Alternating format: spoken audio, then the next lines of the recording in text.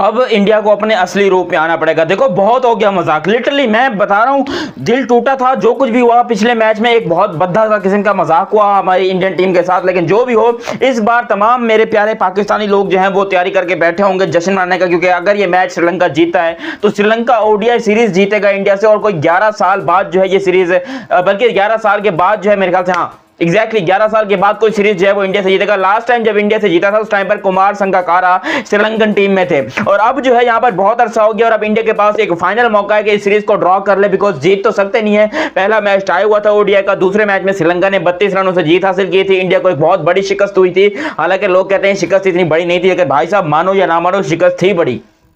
शिकस्त बड़ी थी। लेकिन उस शिकस्त को भुलाने का सबसे बड़ा मौका यही है कि इस टूर को अच्छे पॉइंट ऑफ व्यू के ऊपर, अच्छे पॉइंट के ऊपर जो है खत्म किया जाए। इस सीरीज में यहाँ पर प्लेइंग 11 भी आप लोगों को बताता हूँ कि कल के मैच में इंडिया के, मतलब आज के मैच में इंडिया की कौन सी प्लेइंग 11 होने वाली है, जरा डिटेल में बात करता हूँ। मगर अभी तक आप लोगों ने चैनल सब्सक्राइब नहीं किया तो सब्सक्राइब करो, और सब्सक्राइब करते ही बेल आइकन दबाओ। देखो जो हमने पिछले मैच में प्लेइंग 11 खिलाई थी, जिसके अंदर कोई बहुत ही अलग किस्म के खिलाड़ी थे, और बाहर हमने किसको बिठाया था जरा तुम लोग को मैं बताऊं तो हमारे जो बेंच के ऊपर बैठे थे, ऋषभ पंत हमारे बेंच के ऊपर बैठे हुए थे, उनको हमने नहीं खिलाया था, ठीक है। उसके बाद खलील अहमद बेंच के ऊपर थे, चलो चलता है। रियान पराग और हर्षद राणा, अच्छा इन दोनों को ना अब तक मौका नहीं मिला, हर्षद राणा को तो उसका मौका ही नहीं मिला, जबकि रियान पराग ने टी20 में कुछ अजीबो गरीब से काम करके दिए हैं। तो हो सकता है कि कल आपको ऋषभ पंत और यहां पर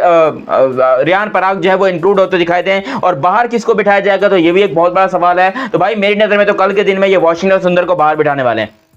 लिख के रख लो। कल के दिन में वाशिंगटन सुंदर आपको खेलते हुए दिखाई नहीं देंगे, और उसके अलावा हो सकता है कि यहां पर शुभमन गिल को बाहर बिठाया जाए, या फिर क्योंकि पंत को यहां पर खिलाना है ना। अगर ओपनिंग की बात करो तो भाई ओपनिंग तो यहां पर इंडिया के पास मजीद भी ओपनर्स हैं, वो बड़े आराम से जो अपने ओपनर्स को लेकर आ सकते हैं। लेकिन भाई साहब एक इंडिया से मेरी पर्सनल रिक्वेस्ट है, जरा डिटेल में बात करते हैं, जायसवाल को कब लाओगे ओडीआई में यार? वो पूरा मटीरियल आपके पास बनाया है, उसका पूरा पैकेज आपके पास तैयार है, उसकी पावर हिटिंग है, उसका डिफेंस है, उसका अटैक है, वो टेस्ट में शानदार खेलता है, टी20 में शानदार खेलता है। भाई लेके आओ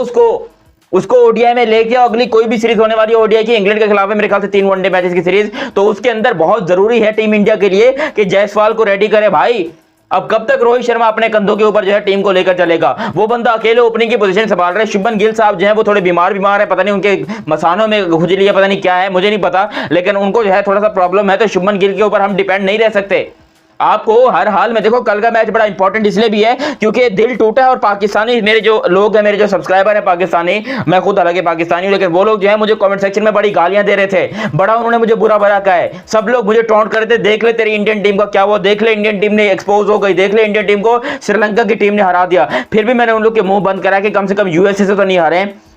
लेकिन अब इंडिया को पलटवार करना पड़ेगा, और ऐसा वार करना पड़ेगा कि इनकी नस्लें तुम लोग हिला के रख दो। श्रीलंका वालों को पता चलना चाहिए कि श्रीलंकन टीम श्रीलंका है और इंडियन टीम क्या चीज है, ये कल के मैच में पता चलना चाहिए, और 100% चलना चाहिए। इंडिया के ये 2 प्लेयर जो मैंने आप लोगों को स्क्वाड बताया, देखो पिछले मैच की बात करेंगे तो उसके अंदर भी Rohit Sharma all alone single handedly match को लेकर चल रहे थे, किसी और की कोई पता ही नहीं था कि भाई कोई और मैच में है भी या नहीं है। जैसे रोहित शर्मा ने यहां पर उनकी विकेट गिरी है, पीछे से लाइन लगना चालू हो गई, यानी कि 97 के ऊपर इंडिया के कोई भी आउट नहीं था, और 208 के ऊपर पूरी की पूरी 10 टीमें आउट, 10 प्लेयर जो है वो आउट होकर चले गए। खुद सोचो इतना बड़ा उलटफेर हुआ कैसे? श्रीलंकन बॉलर्स में तो इतनी ताकत है नहीं, लेकिन इंडिया के पता नहीं प्लेयर्स को ऐसा क्या कोई काला जादू हुआ है, कोई अजीबो गरीब सी बात हुई है, क्योंकि खुद सोचो किसी ने भी नहीं एक्सपेक्ट किया था कि इंडिया इतनी जल्दी ऑल आउट होगा। बल्कि लोग कह रहे थे कि भाई 240 का टारगेट है, इंडिया को तो यहाँ पर 40 ओवर में पूरा करना चाहिए, और इंडिया को कम से कम भी 7 विकेटों से मैच जीतना चाहिए। मगर अनफॉर्चुनेटली वो मैच इंडिया नहीं जीता। लेकिन अगर आज के मैच में इंडिया ने पलटवार नहीं किया तो यकीन करो इंडियन फैंस जो है फिर वाकई नाराज हो जाएंगे। इंडियन फैंस अब तक चुप इसलिए क्योंकि उन्होंने रिसेंटली वर्ल्ड कप जीता है,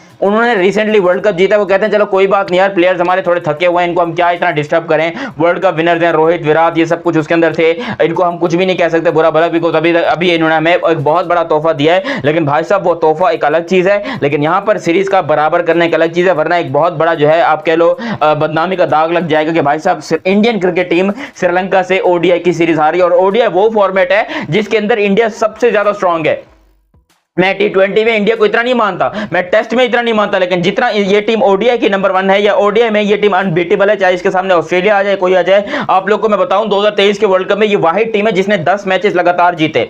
1 सेमीफाइनल और 9 लीग के मैचेस, यानी कि 10 मैचेस जो इस टीम ने लगातार जीते, 11वां मैच जाकर आ रहा था। तो ओडीआई क्रिकेट की ये टीम बहुत बड़ी टीम है। एशिया कप 2023 जो है ओडीआई फॉर्मेट में था, और ये वर्ल्ड कप, ये वो एशिया कप भी टीम इंडिया ने जीता था। तो टीम इंडिया के पास प्लेयर्स हैं, टीम इंडिया के पास पोटेंशियल है, लेकिन ऐसा कुछ ना कुछ तो हुआ है, कुछ तो गड़बड़ हुई है कि भाई टीम इंडिया जो है यहाँ पर इतनी ज्यादा स्ट्रगल कर रही है, इतनी ज्यादा इनको प्रॉब्लम्स आ रही हैं कि यहाँ पर जो है खिलाड़ियों को अक्सर आप देख रहे हो कि उनको प्रॉब्लम देखने को मिल रही है कि ना उनसे रन स्कोर हो रहे हैं, ना बाउंड्रीज लग रही हैं। अकलौते रोहित शर्मा है जो कि 2023 की फॉर्म को स्टिल कंटिन्यू कर रहे हैं। जैसे 2023 में वो शुरू हुए थे कि भाई मैंने वनडे को T20 बना के खेलना है और T20 को T10 बना के खेलना है, वो अभी भी उसी अप्रोच के साथ हैं। कहीं से देख के नहीं लगता कि ये बंदा 37 ईयर्स का है, ऐसा लगता है कि 26 ईयर्स का बंदा है और इसको अगर मौका मिल जाए पहले बैटिंग करने का, हालांकि दोनों मैचेस के अंदर इंडिया ने बाद में बैटिंग की है, कल के दिन में अगर पहले बैटिंग इंडिया कर लेता है और रोहित शर्मा का बल्ला चल जाता है तो भाई 264 तो कहीं नहीं गया, मैं बता रहा हूं आपको 264 पार होगा कल के दिन में। लेकिन भाई वो एक अलग चीज है कि रोहित शर्मा करते हैं नहीं करते, लेकिन एक तो इंडिया का पहले बैटिंग करना जरूरी है, दूसरा अगर बैटिंग नहीं भी करते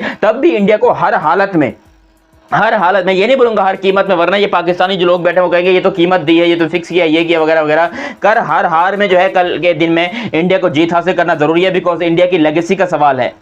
लोग अगर इंडिया हार भी गया तो यहाँ पर भाई तो इंडिया को तो इतना मसला नहीं आएगा, वो बोलेंगे कोई बात नहीं हार जीत होती है। लेकिन ये जो पाकिस्तानी जो 2 टके के जलने वाले फैंस हैं, मैं इनके मुंह बंद करना चाहता हूं।